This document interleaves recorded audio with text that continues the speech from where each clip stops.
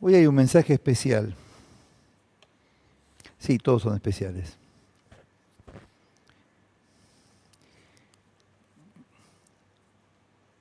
Pero es un tema judaico, un tema hebreo, pero desde Mateo, no desde el Tanaj, sino desde el Nuevo Pacto.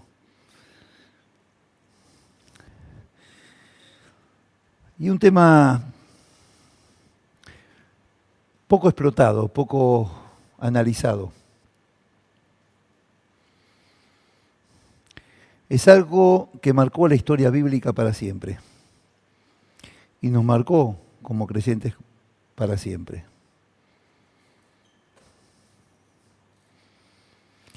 Vamos a ver qué le pasó a Judas Iscariote. Vamos a ver por qué decidió traicionar al Señor. ¿Qué pasó por su mente? ¿Cuál fue la motivación que él tuvo? Porque sí, Judas traicionó al Señor, lo entregó, está bien. Pero ¿y? ¿Sabemos por qué? No sabemos por qué. Un día sentí una carga y dije, yo tengo que averiguar. ¿Qué le pasó a Judas? ¿Por qué decidió traicionar? ¿Qué lo movió a traicionar al Señor? Algo le pasó, de ser un seguidor a traicionarlo. Eso es lo que vamos a ver hoy. ¿Qué le pasó a Judas Iscariote? Incluso de por qué se llama Iscariote. ¿Y qué es lo que pasó en su corazón? Bueno, creo que saben cómo terminó. Vamos a ir a Mateo 26:1.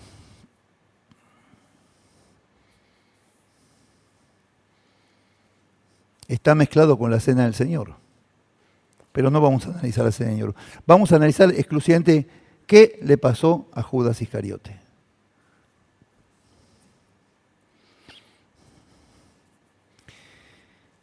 Los judíos somos muy preguntones y siempre queremos saber el porqué de todo. En Israel, en hebreo, la palabra más conocida no es shalom, para nada. La palabra más usada en Israel es lama. Lama lo usan para todo. Lama, ¿saben qué quiere decir en castellano? ¿Por qué? Para preguntar. Lama esto, lama el otro, por esto, y lama. Bueno, por esto, y lama, y lama, y lama. Y así van a escarbar hasta lo más profundo de su vida, porque tienen que saber todo. Todo tienen que saberlo. Y un día yo me pregunté, ¿por qué? Y cuando vi alguna respuesta dije, ¿y por qué? Y así es como vamos aprendiendo, con el por qué. Cuando los chicos chiquitos empiezan, ¿por qué? Es cuando empiezan a crecer y a madurar. Y a mí me encanta cuando tengo alumnos que me empiezan con el por qué. Lo disfruto. Hay otros que dicen, ¿cómo me tiene este? Me tiene... Yo lo disfruto. Porque veo las ganas de aprender. Como las tengo yo y como las tenemos todos creyentes, que tenemos que tener hambre de conocer al Señor y de aprender de Él. Y eso nunca se termina, salvo cuando partimos. Terminamos de aprender cuando partimos, porque ya no hay más posibilidad de aprender. Nunca se termina. En este camino del Señor nunca se termina, jamás. Mateo 26:1.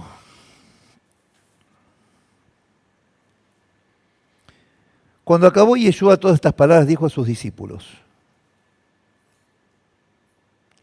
sabéis que dentro de 2 días se celebra la Pascua, y el Hijo del Hombre será entregado para ser clavado en el madero. 3. Entre los principales sacerdotes, voy a aclarar algo con respecto al tema sacerdotal, para ponernos en contexto. Sacerdotes había muchos, pero sumo sacerdote podía haber uno solo. Había un solo sumo sacerdote, no podía haber más de uno, y era hereditario. Hasta que el sumo sacerdote no se moría o no se retiraba por enfermedad, nadie lo podía reemplazar. Y lo heredaba su descendencia, la descendencia sacerdotal. Sacerdotes menores había muchos. ¿Está bien? Hay gente que cree que había muchos sumos sacerdotes. No, sumo sacerdote había uno solo. Era el único que entraba al lugar santísimo en Yom Kippur. El único. Nadie más podía entrar. Está claro. Seguimos.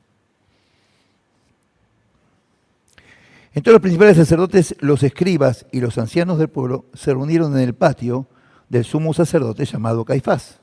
Ahí están los sacerdotes y los escribas, se reunieron en el patio del sumo sacerdote. ¿Quién era? Caifás. Debemos saber por qué Caifás era sumo sacerdote, porque en realidad no era el sumo sacerdote. Ya lo vamos a ver después.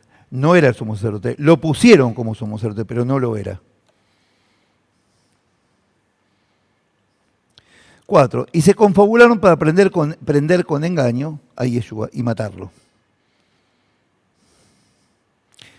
5. Pero decían, no durante la fiesta, para que no se haga alboroto en el pueblo. Estábamos en Pesaj. Estaba ya todo el clima de Pesaj en Jerusalén. Es decir, Pesaj es una de las 3 festividades de peregrinación. De todos los puntos cardinales de Israel iban caminando, como acá los católicos peregrinan a Luján, así se iba desde todas las ciudades, de lo más recóndito al templo de Jerusalén a llevar las ofrendas, caminando. Los subtes no andaban, los trenes estaban de paro, los aeropuertos no tenían personal, estaban todos de paro, así que tenían que ir caminando.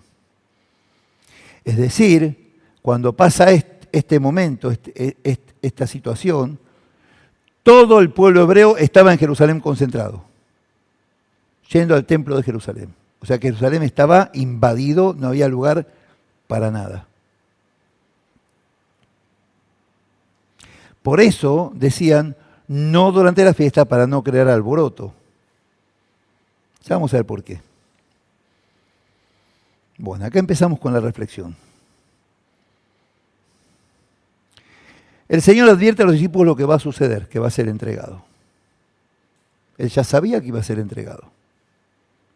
Si no lo sabe, ¿quién lo va a saber, no? El último tiempo, el Señor, con las anteriores parábolas y el juicio y todo eso, se había mostrado bastante desafiante en sus alegatos, en sus mensajes, en lo que enseñaba. Transmitía como desafío al poder reinante, es decir, al Sanedrín. Entonces, los discípulos podían pensar que iba a enfrentar a las autoridades. Lo que podían pensar que el Señor se estaba preparando para enfrentar a las autoridades. ¿Las autoridades qué era? El Sanedrín y Roma. Pero pensaban que se iba a enfrentar a las autoridades hebreas porque él discutía con los fariseos y con los escribas. Pero él muestra su destino, que era el Calvario. Porque él dice que las autoridades hebreas ya estaban organizando el complot contra Yeshua. Pero no todo el pueblo hebreo. Las autoridades del Sanedrín, la casta sacerdotal. Pensemos que los sacerdotes eran saduceos, no eran fariseos. Los fariseos no podían ser sacerdotes, solamente los saduceos era la casta sacerdotal. ¿Qué pasaba con los saduceos? No creían en la resurrección de los muertos. No creían en eso. No creían en los profetas. Creían solo en la Torá, en el Pentateuco, nada más. E idolatraban a Moisés. Moisés era su ídolo, a veces más que Dios. Era lo que acá conocemos en Argentina como la oligarquía, eran los poderosos, eran los ricos, los saduceos. Los fariseos eran más del pueblo. Venían de escuelas diferentes, pero no vamos a hablar de las escuelas rabínicas. Entonces, para mantenerse en su poder, tenían que hacer tratos con Roma. Necesitaban estar en armonía, en connivencia con Roma, por en cuanto Roma veía un poco de desorden, volaba al sumo sacerdote. La función del sumo sacerdote no era espiritual en ese tiempo.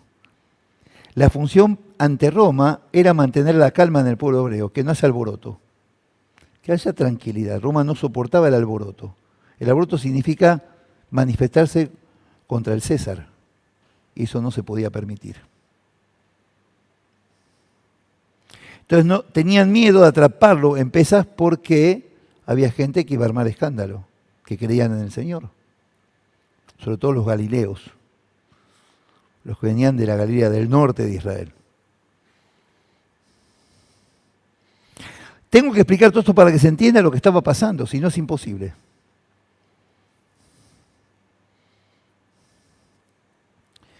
José Caifás, no tiene que ver conmigo, yo también soy José, pero no tiene que ver conmigo. Era el sumo sacerdote, el Cohen Gadol. No se sabe mucho de él, pero sí hay cosas que se saben.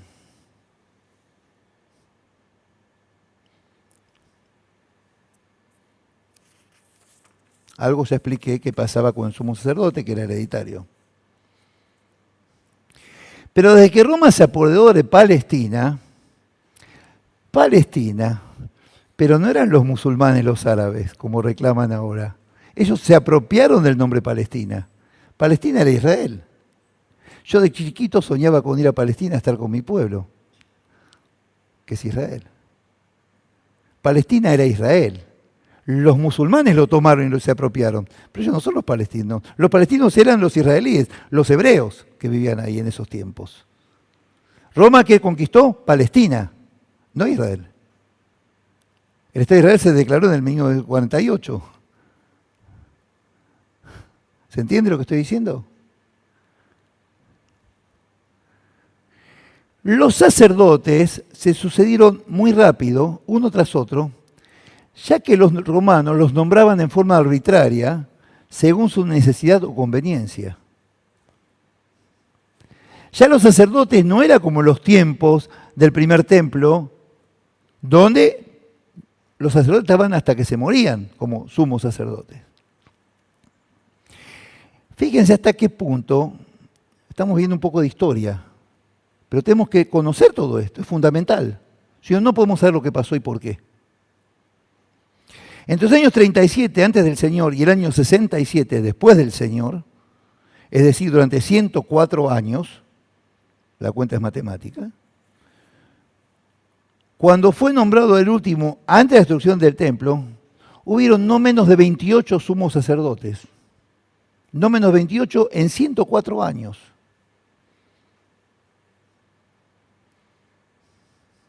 Menos de 20 años cada uno. Lo cual es medio raro porque eran por siempre, hasta que se morían. Algo raro pasaba acá. Y no eran sacerdotes, sino sumos sacerdotes, que era hereditario y era por siempre. Lo extraño, que Caifás fue sumo sacerdote desde el año 18 al 36 después del Señor. Fue mucho tiempo para que un sumo sacerdote se hubiera en su cargo, porque los cambiaban a cada rato. Pero Caifás estuvo 18 años. Algo raro había acá. El sumo sacerdote no era Caifás, era Anás. Algunos dicen que eran su yerno, que Anás era el suegro de Caifás, y otros dicen que eran primos políticos. No importa el caso, no viene al caso. El sumo sacerdote era Anás. Pero a Roma no le convenía a Anás porque no entraba en negociados. Entonces le dijeron, bueno, vos te quedás con el título honorario de sumo sacerdote, como la reina de Inglaterra. Título honorario, pero el sumo sacerdote en ejercicio del poder va a ser Caifás. Porque Caifás sí estaba en negociados con Roma y a Roma le convenía que esté Caifás. Tenían negocios en común los muchachos. La combina, digamos, ¿no? Como se conoce en criollo. De espiritualidad acá ni hablemos, ¿no? Porque eso bien gracias. De Ruach HaKodesh en el corazón, el Espíritu Santo y los mandamientos de Dios, y dejémoslo ahí guardadito en la biblioteca. Por lo tanto, está claro que Caifás llegó a una situación de conveniencia para los romanos por su colaboración permanente y buena voluntad. La buena voluntad siempre se arregla con, ¿no? Y este era el problema. Roma no soportaba el desorden social. Como cualquier dictadura, cualquier cosita rara, afuera. Si hubiera habido el más mínimo levantamiento popular por la captura del Señor, por parte de sus seguidores, iba a haber un levantamiento popular. ¿Y Caifás qué le pasaría? Perdería el puesto. Él tenía que hacer lo que sea para mantener tranquilo al pueblo. Y el Señor alteraba al pueblo. ¿Por qué? Porque el César era una divinidad, era Dios. Pero el Señor dijo que era Dios. Entonces estaba atentando contra la divinidad del César, del Señor. Había que callarlo.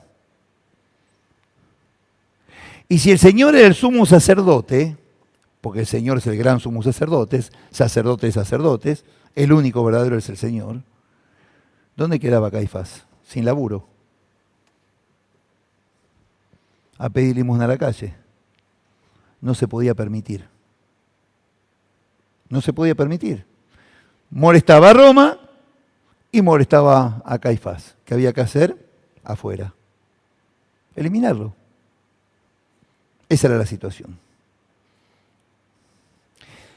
Por un proceso matemático muy largo de explicar, tendríamos que ver logaritmos y todo eso, no es el momento, me parece.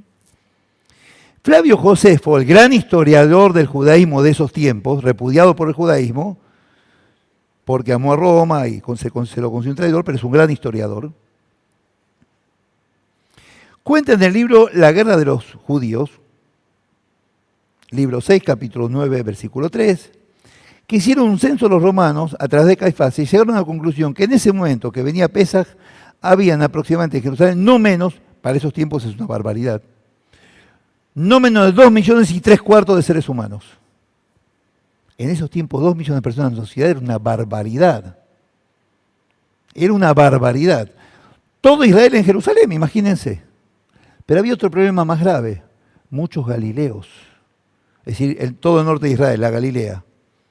Donde está el mar de Galilea y todo el norte de Israel. Que eran todos seguidores del Señor. Todos adeptos al Señor, que habían reconocido que era el Mesías. Judíos. Si atrapaban al Señor en ese momento, chao, una guerra civil. No se podía permitir.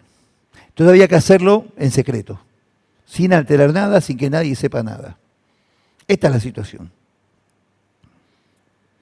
Dado todo esto, esta historia, que es real, tenían que encontrar la forma de detener al Señor. Había que buscar una forma de detenerlo, callarlo, matarlo y se terminó. Pero no podían crear clima de desorden, ni alboroto, ni alteración, del orden, nada que molestara a alguien que produjera algo.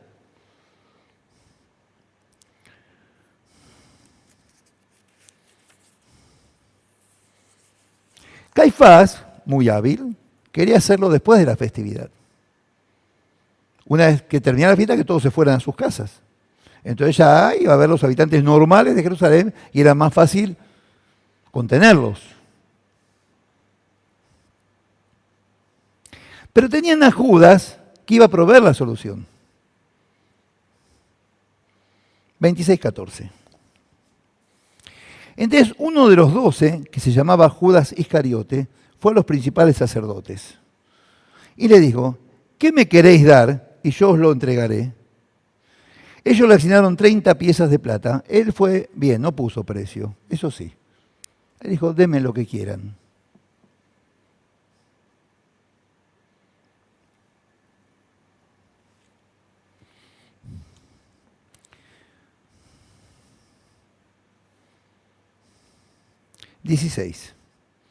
De entonces buscaba oportunidad para entregarlo.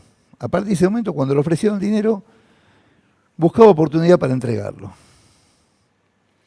Algunas autoridades hebreas querían encontrar la forma de arrestar a Yeshua sin provocar disturbios, como dije, y con Judas tenían la gran oportunidad. Un judío mismo que lo iba a entregar. Era más fácil.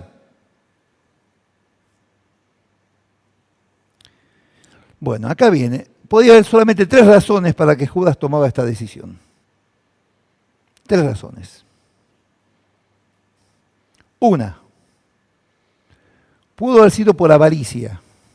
Pudo ser. Por el dinero. Pudo ser. Según Mateo y Marcos, fue enseguida después de la unción en Betania, cuando la mujer con el perfume de alabastro, con el frasco de alabastro y el perfume. Fue después de eso cuando Judas cerró el trato para entregarlo. E hizo lo que se conoce el negocio más mezquino de la historia. Vamos a ver por qué. La suma, presten atención a esto, la suma trasladado al día de hoy, pude hacer la cuenta. La suma por la que acordó traicionar a Yeshua fue de 30 arguria. Un argurión era un ciclo que valía unos 20 céntimos, moneditas. Por lo tanto, Judas vendió al Señor por menos de 6 euros. Menos de 6 euros es lo que cobró por entregar al Señor. Menos de 6 euros. Nada. Moneditas. No 6.000 euros. 6. Sin ceros. Evidentemente acá había algo más que el interés económico.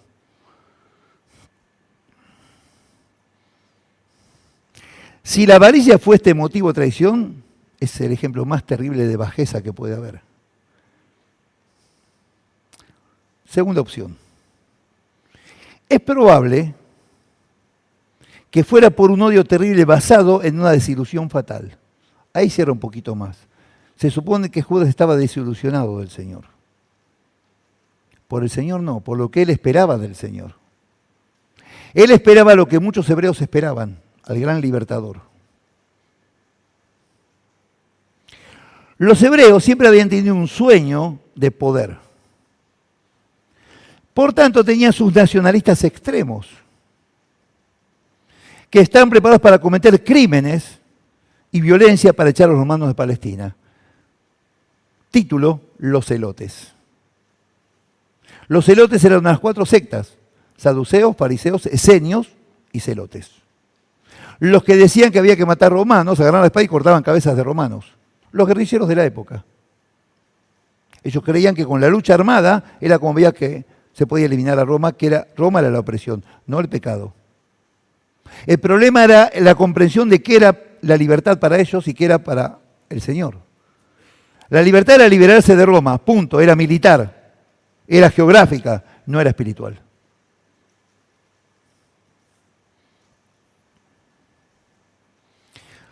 Dentro de estos grupos celotes estaba un grupo que era más violento todavía, que eran los más nacionalistas, que eran conocidos por los sicari. Está bien el término sicario. Que eran los portadores de dagas, cuchillos, dagas, porque seguían una deliberada política de asesinatos. Puede que Judas Iscariote haya sido uno de ellos, de los sicaris. Por eso Iscariote, de sicari, o sicarios. ¿Se va entendiendo? Estamos entrando en clima, ¿no? Estamos calentando motores todavía.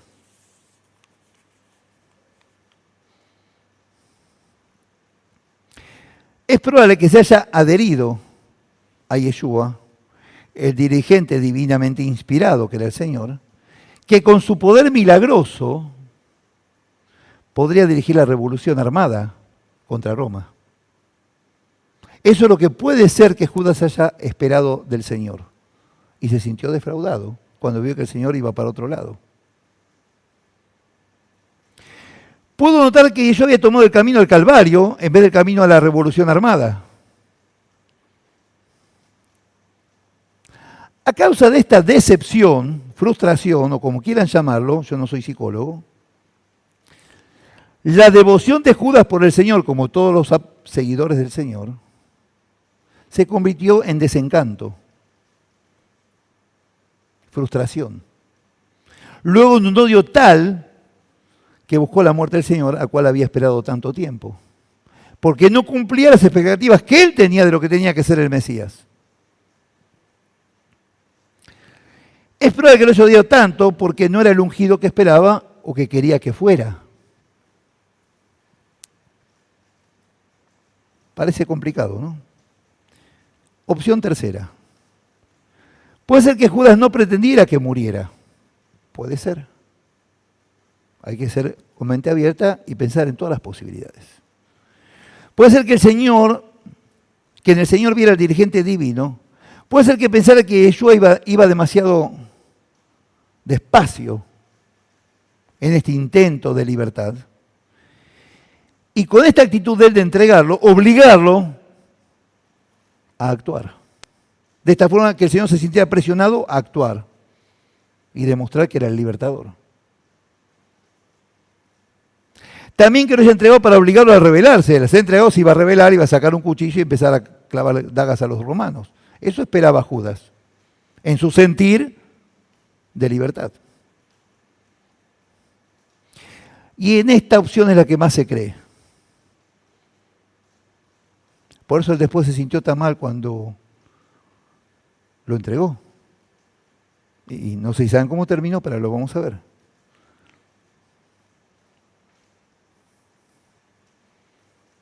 Por eso Judas terminó suicidándose. Se suicidó. Él no estuvo en el juicio, ya se suicidó. Cuando vio que su plan fue un fracaso. No importa cómo miremos esta tragedia, consistió en que él se negó a aceptar al Señor como era. Él no quiso aceptar al Señor como lo que era. Y trató que fuera como él quería que fuera. Traspasó sus necesidades o expectativas, de acuerdo a su sentir, en la obligación del Señor. Y no cumplió eso. Entonces había que hacer algo.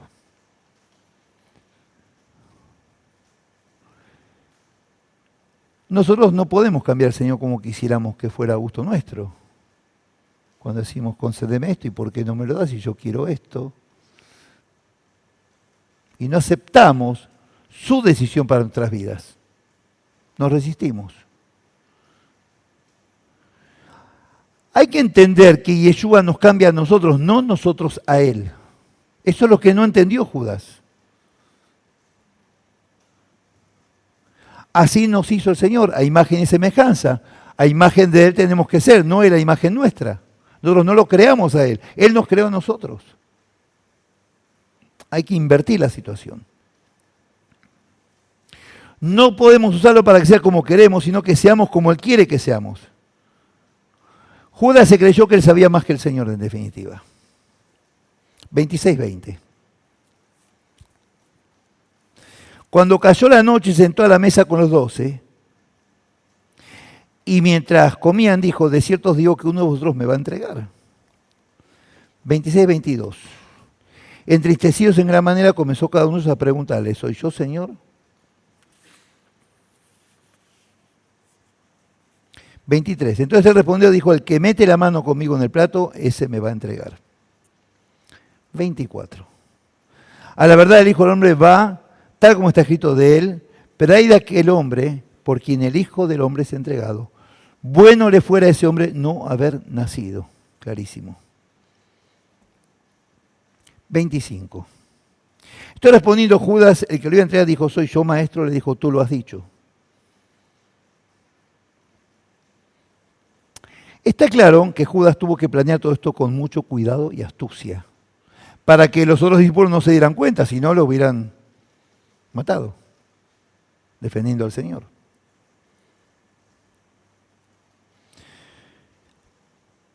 Pudo ocultarle a sus compañeros esto, pero nunca al Señor.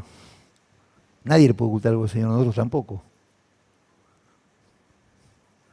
El Señor tenía en claro los planes de Judas, como también tiene muy en claro los nuestros hoy en día. El Señor sabe muy bien cuáles son nuestros planes, no hace falta que se lo digamos. El Señor podía haber detenido a Judas, pero no lo hizo. Podía agarrarlo agarrado, vení, ¿qué te pasa? Y se terminó, te di vuelta la cara y ya está.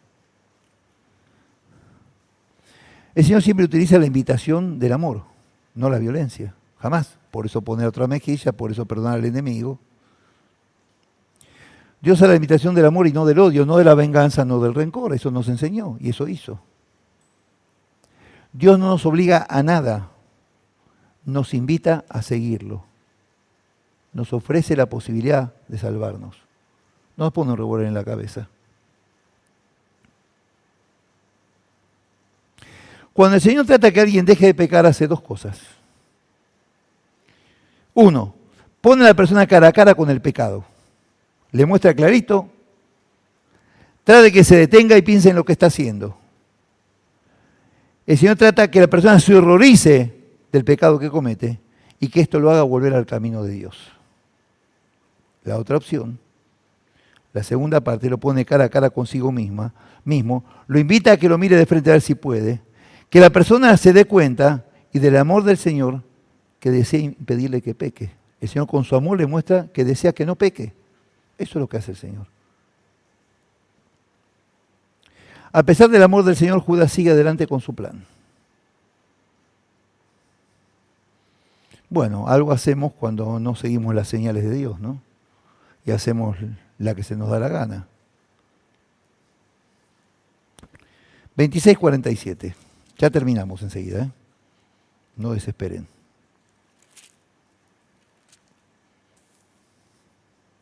Aún estaba él hablando cuando llegó Judas, uno de los 12, y con él mucha gente con espadas y palos, de parte de los principales sacerdotes y de los ancianos del pueblo.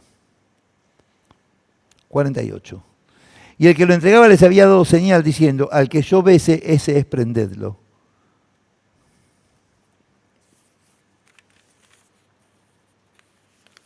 (26:41). Enseguida se acercó a Yeshua y dijo, salve maestro, y lo besó. 50. Jesús le dijo, amigo, ¿a qué vienes? Entonces acercaron y echaron mano a Yeshua y lo prendieron. Hay dos formas de interpretar esto. Lo del beso me refiero. Uno, si no había en Judas un odio terrible al Señor o avaricia, fue el más terrible beso y una señal de traición. Pero hay señales. Cuando Judas dijo que les indicaría con un beso al hombre al que debían arrestar en griego, se usa la palabra philein. Otra vez vuelvo al griego como ayer, ¿vieron? Hoy estoy griego. Se usa la palabra philein, que es el término corriente para besar. Pero cuando se dice que Judas realmente le dio un beso, se dice kataphilein, que es la palabra que indica un beso de amor y significa que Judas besó al Señor repetidas veces y en forma ferviente. ¿Y por qué hizo esto? Porque además hacía falta que él identifique a Yeshua. Lo conocían, el Sanedrín, si él había enseñado en el templo. Sabían quién era Jesús, sabían quién era el Señor. Lo que necesitaban los que lo fueron a buscar no era que les indicara cuál era Yeshua, sino que les indicara el momento adecuado para arrestarlo, el momento más conveniente, porque él estaba al lado del Señor siempre y sabía cuál era el momento más adecuado para detenerlo.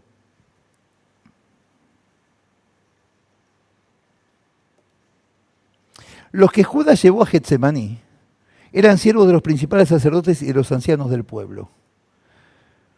Probablemente lo que se conocía como la policía del Sanedrín, del Concilio de Jerusalén, que era la única fuerza que tenían a su disposición los sacerdotes, los principales sacerdotes.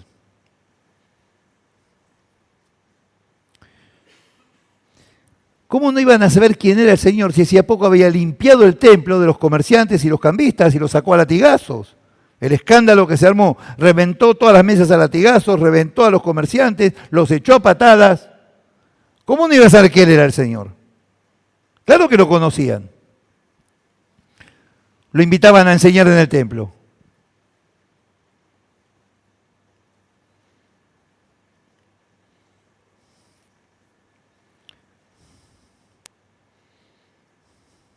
Lo más probable es que besara al Señor como un discípulo a su maestro, esperando que el Señor respondiera a su expectativa y de que reaccionara contra Roma.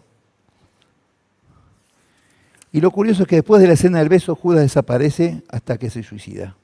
Y nunca más. No apareció en el juicio como testigo. Es probable que después de lo que hizo se tomara conciencia, y si esto es así, Judas había entrado en el infierno que él se había creado.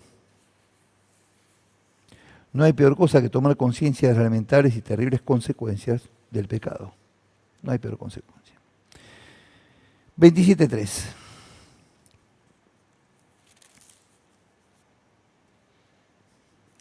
Entonces Judas, el que lo había entregado, viendo que era condenado, devolvió arrepentido los 30 piezas de plata a los principales sacerdotes y a los ancianos. Él fue al templo a devolver la plata a los sacerdotes. Pero fíjense qué pasó. 4. Diciendo, yo he pecado entregando sangre inocente, pero ellos dijeron, ¿qué nos importa a nosotros? Allá tú, problema tuyo, arréglate como puedas. 5. Entonces arrojando las piezas de plata en el templo salió y fue y se ahorcó. 6. Los principales sacerdotes tomando las piezas de plata dijeron, no está permitido echarlas en el tesoro de las ofrendas porque es precio de sangre. Iban a ensuciar el lugar sagrado con esas monedas. 7. Y después de consultar, compraron con ellos el campo del alfarero para sepultura de los extranjeros, no de los hebreos, con plata de sangre. 8. Por lo cual aquel campo se llama hasta el día de hoy campo de sangre. 9. Así se cumplió lo dicho por el profeta Jeremías cuando dijo, tomaron las 30 piezas de plata, precio del apreciado, según precio puesto por los hijos de Israel. Jeremías. Vos no, tranquilo, vos no. 10. Y las dieron para el campo del alfarero como me ordenó el Señor. Para estos dos últimos versículos, el 9 y el 10,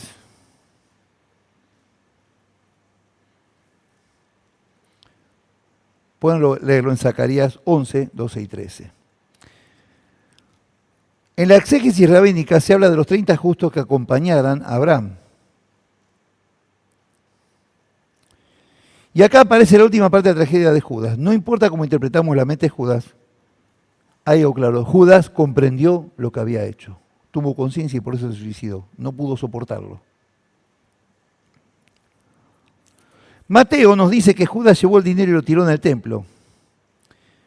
El templo está formado por una serie de atrios. Si ven en la maqueta del templo, van a ver que hay atrios. El atrio de las mujeres, el atrio de los gentiles, el atrio del pueblo de Israel, el atrio de los sacerdotes. Y cada uno a continuación del otro.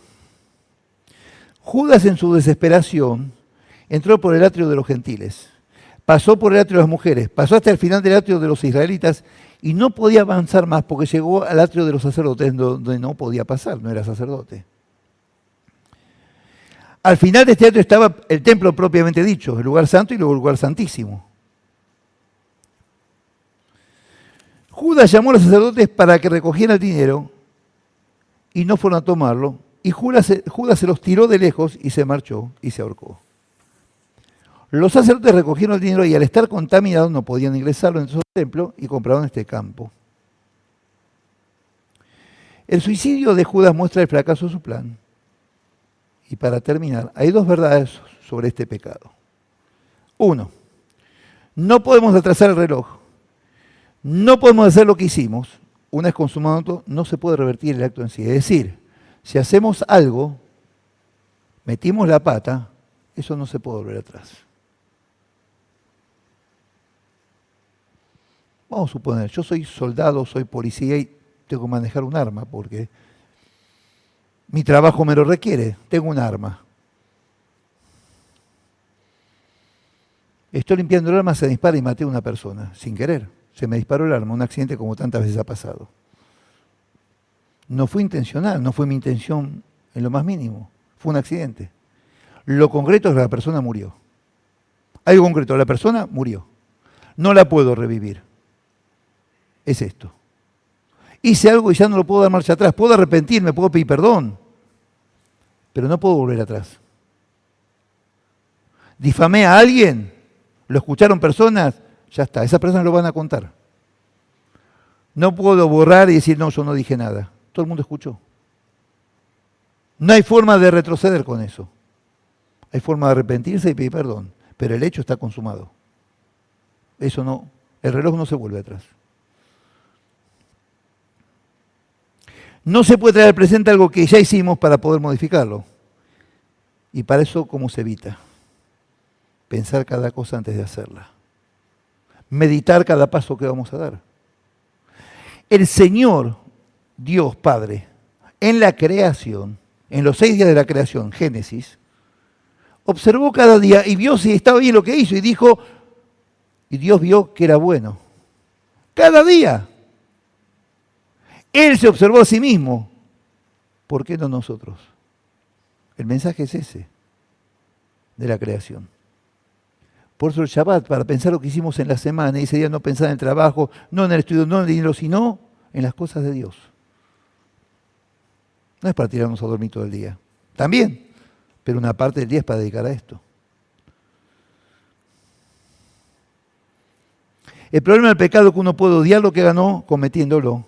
Y el mayor deseo puede llegar a ser deshacerse de lo hecho. Y lo cual es imposible. Si Judas hubiera seguido a Yeshua, probablemente hubiera terminado como mártir, como la mayoría de los apóstoles.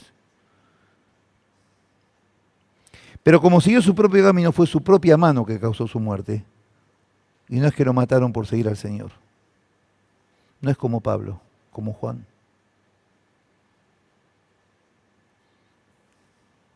Se perdió la gloria del martirio con el Señor y sufrió el martirio del pecado, la maldad y la traición.